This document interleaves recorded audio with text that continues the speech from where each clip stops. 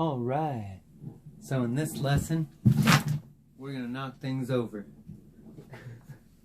We're going to learn some chords that are some of the nicest, simplest ways to learn the open chords, G, C, and D on the guitar.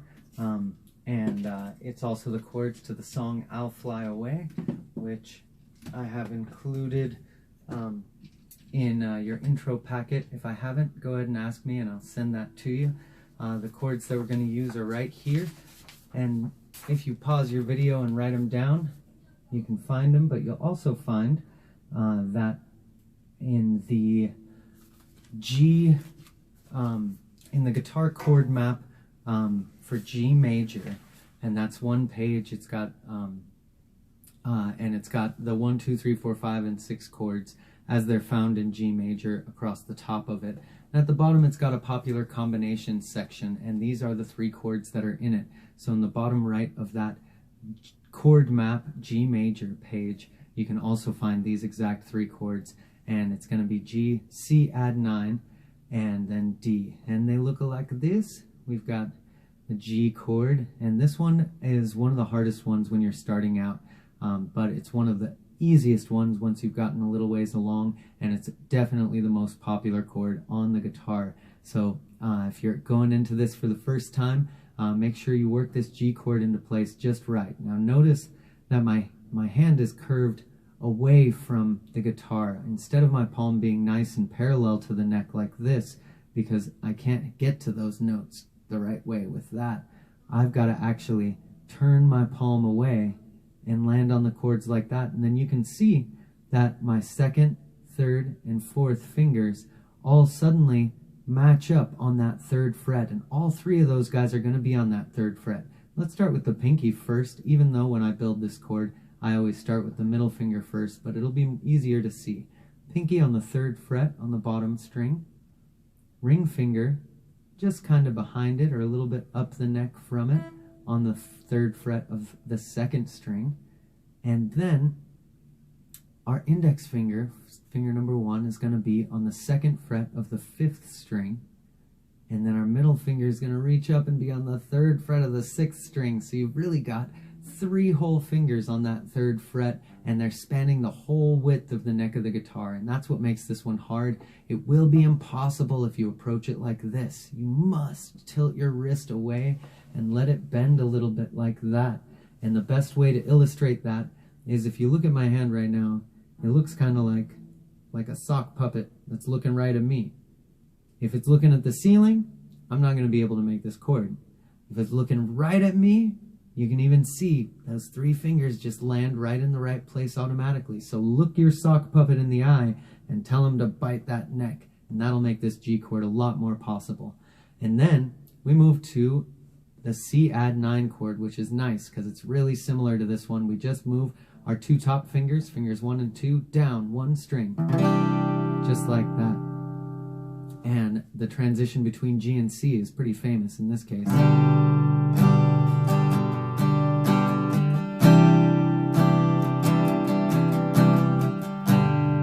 Classic rock song by Pink Floyd, Wish You Were Here.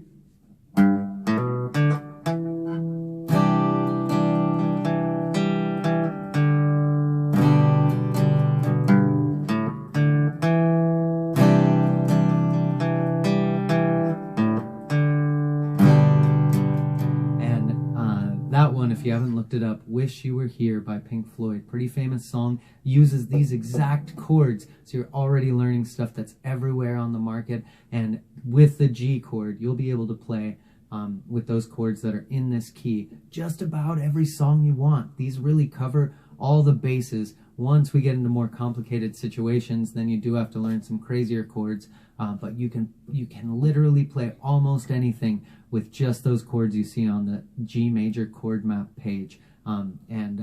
So we've gone to the C now, C add 9, and then we're going to jump to the D, and that one's a little bit harder transition, but we can pivot on the 3rd finger. So the 3rd finger stays in the same place. We lift our other fingers off, and then we tilt back so that our 1st and 2nd fingers can land on the 2nd fret of the 3rd and first strings, just like that. And now let's talk about the strings you want to strum when you play these chords. With the G chord, you're fretting the top and bottom string, and if you're fretting it, you're strumming it. And so that means we're playing this whole guitar, so we just strum across all the strings like so.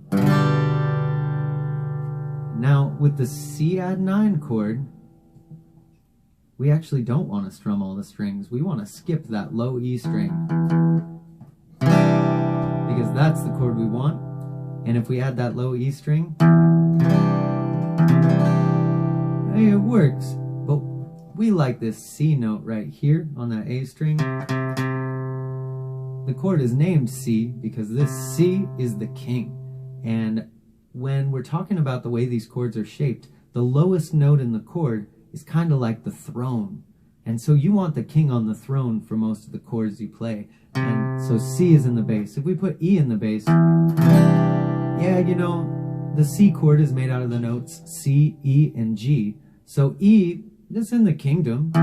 It doesn't sound out of place. But when you put E on the throne, it's for a different situation. And so we kind of want to skip that string. Just play the lower 5 ones. And then when we get to D, it's even more annoying, because we want D to be on the throne. And you know that string number 4 is your D string. And so right there we have him. But then the A, that one's in the kingdom. It'll sound all right, but here's the real D. Here's D with A in the bass. Yeah, it works. But here's D with A and the low E in the bass. Hear how crowded that is in the throne room, in the bass of the piece? We just pluck the lower 4 strings, strings 1 through 4. That gets us a nice clean chord. That's just how you want to do it. But you don't want to worry about it too much. Figuring out how to strum these and not strum some of the strings, that's really tough and it takes time. For now, let it be a little cloudy if it is. And let's play through it together. We're going to give each chord 4 beats. 1, 2, ready, go. G, 2, 3, and switch. C, 2, 3, and switch. D, 2, 3, and back to G. So if you can handle those, going about that speed, then keep on going through this video. If you can't, now's a good time to pause it and keep working that playthrough until you can move between all 4 chords. It's pretty hard to move between all those and increase your skill to be able to get really good at it in one single session. So take your time and remember to sleep on it and let that stuff set in. Now let's talk about the strumming pattern. First, we're just going to use a simple strumming pattern.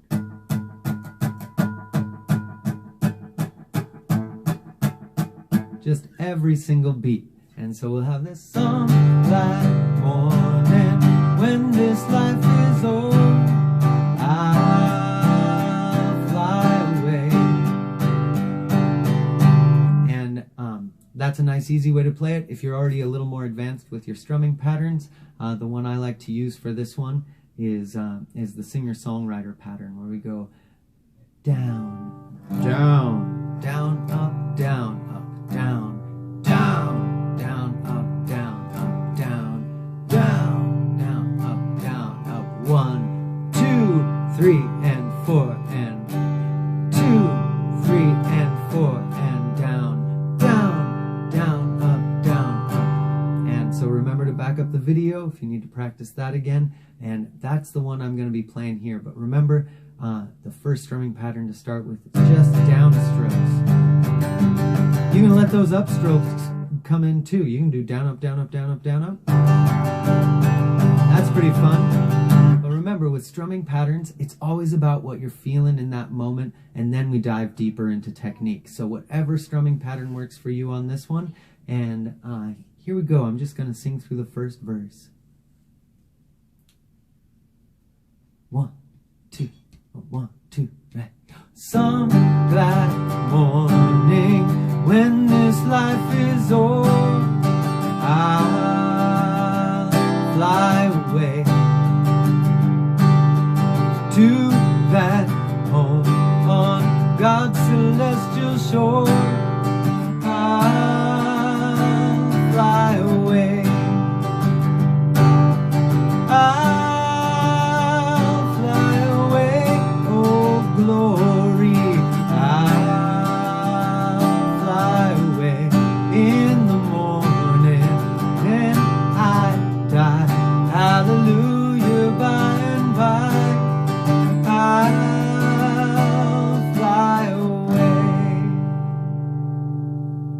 So, if you've got that ready, you can go ahead and go to the play along video, which is on its way.